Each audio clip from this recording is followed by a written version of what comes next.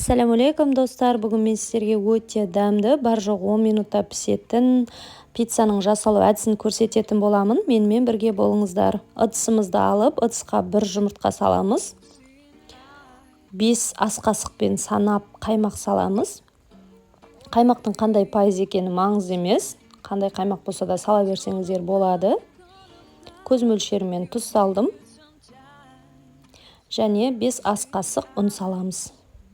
Осы 3 ингредиентті енді бір келкі масса шыққанша венчикпен араластырамыз. Міне бізде қоюлығы осындай масса шығуы тиіс. Енді қызып тұрған табамыздың астына кішкене май жағып, массамызды пісіріп алатын боламыз. Осылай жайып шығыңыздар. Енді оттың астын басып, қақпағын жауып 5 минут пісіріп аламыз. 5 минут өткеннен кейін екінші жағын аударатын боламыз. Міне екінші жағын аударып, осылай кішкене басып қойыңыздар. Енді соусымызды жағып аламыз пиццаның бетіне. Қамыры өте дәмді болып шығады, ерекше болып шығады.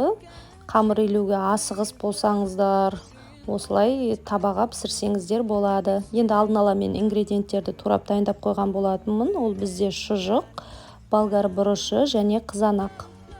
Осылай барлығын жақсылап орналастырып шығамыз.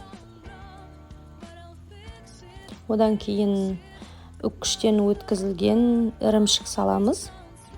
Ірімшігімізді орналастырып шығамыз. Одан кейін тағы да баяу отта 5 минут табаның қақпағын жауып пісіріп алатын боламыз.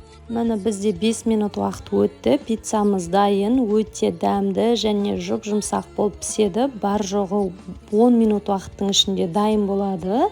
Сіздер де менің рецептіме жасап көріңіздер.